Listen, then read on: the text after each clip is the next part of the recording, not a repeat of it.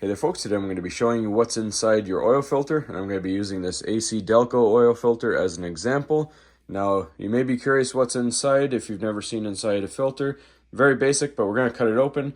You may or may not have seen another video where I showed how to cut these open. I use a pair of tin snips in case you're curious.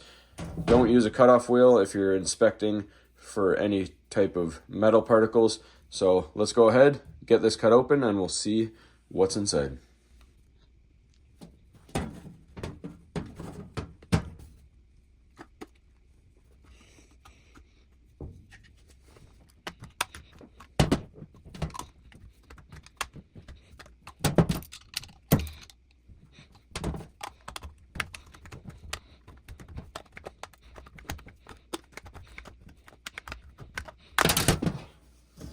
Alright, so off comes the top. Make sure you're wearing a glove, obviously.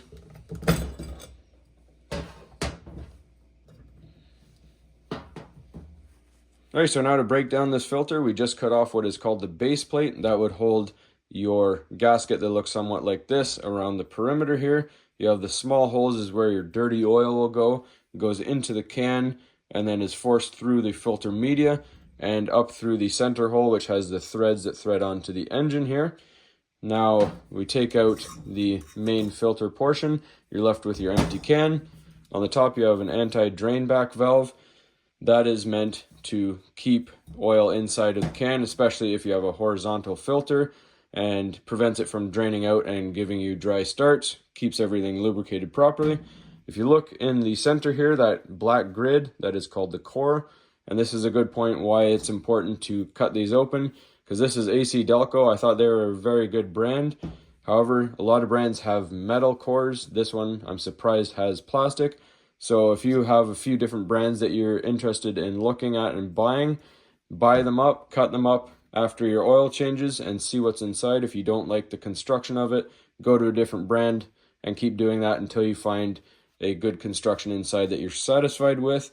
Now, you have your main filter media, and you can check the quality of that media, the thickness and the durability of it.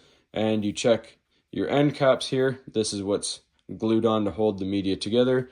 And you have your pressure relief valve right here at the bottom, and that just comes off like that. That is in charge of letting oil go through if your filter is too clogged or your oil is too thick because it's a very cold day.